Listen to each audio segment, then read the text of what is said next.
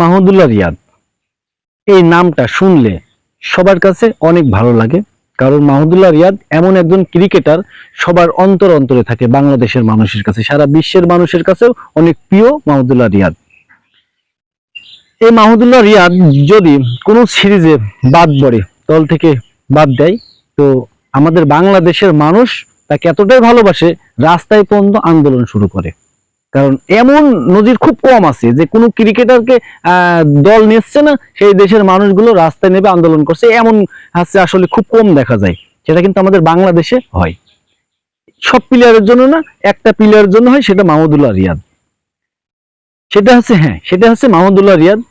ইনি হচ্ছে অনেক ভাগ্যবান একজন ক্রিকেটার, আমার মনে হয় মানুষের জায়গা করে নিয়েছেন, সে অন্তরে জায়গা করে নিয়েছেন। কিন্তু মাহমুদুল্লাহ রিয়াদ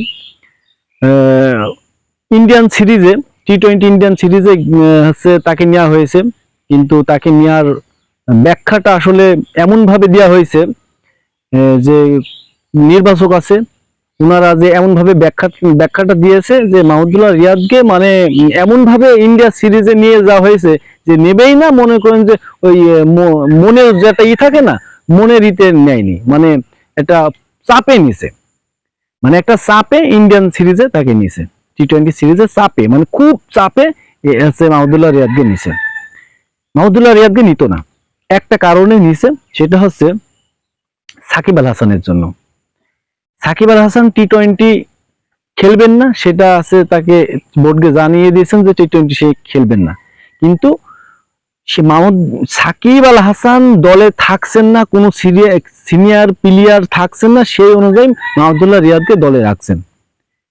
মানে বিষয়টা হচ্ছে সাকিব খেলবেন না টি-20, কিন্তু এই জায়গাতে কোনো সিনিয়র প্লেয়ার থাকবেন, যেমন মুশফিকুর রহিম দলে নাই, অন্য আরো সিনিয়র যে প্লেয়ার আছে তারা কেউই নাই, তামিম ইকবাল নাই, সেখানে কেউই সিনিয়র প্লেয়ার থাকছেন ইন্ডিয়ার সাথে খেলা, কিন্তু সিনিয়র প্লেয়ার না থাকার কারণে মাহমুদুল্লাহ রিয়াদকে ইন্ডিয়া সিরিজে মানে খেলানো হবে আর কি, এটা হচ্ছে মেন উদ্দেশ্য। তাছাড়া মাহমুদুল্লাহ রিয়াদ বড় পরিকল্পনাতে বা টি-20 বিশ্বকাপে 26 সালে যে টি-20 বিশ্বকাপ হবে, সেখানে মাহমুদুল্লাহ রিয়াদ সে পরিকল্পনায় নাই। এক প্রকারে বলা হয় যে খাইটি হিসাবে, মানে খাইটি বোঝেন, ওই খাইটি হিসাবে ইন্ডিয়ায় নিয়ে গেছে মাহমুদুল্লাহ রিয়াদকে। এখন মাহমুদুল্লাহ রিয়াদকে মানে ব্যবহার করছে, মানে মাহমুদুল্লাহ রিয়াদকে ব্যবহার করা হচ্ছে, কারণ হচ্ছে ওনাকে নেবে না, তারপর সাকিব যখন খেললো না তখন সেই হিসাবে মাহমুদুল্লাহ রিয়াদকে নেওয়া হচ্ছে। এটা কিন্তু ঠিক না।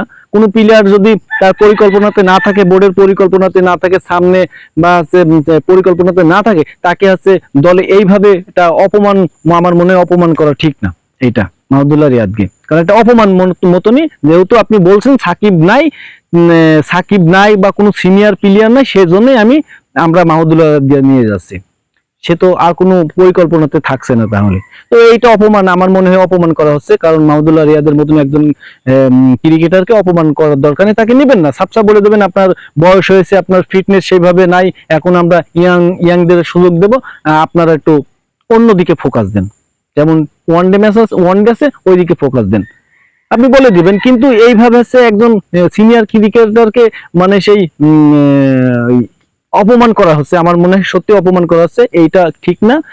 এইভাবে ছেড়ে দিতে হবে। কারণ হচ্ছে আপনি সাকিব নাই বলে রিয়াদকে নিচ্ছেন, সাকিব থাকলে কিন্তু রিয়াদকে নিতেন না, এটা মানতে হবে। সাকিব থাকলে রিয়াদকে নিতেন না আপনি, তাহলে কিন্তু অপমানই করা হয়। এই অপমানটা করা বাদ দিতে হবে।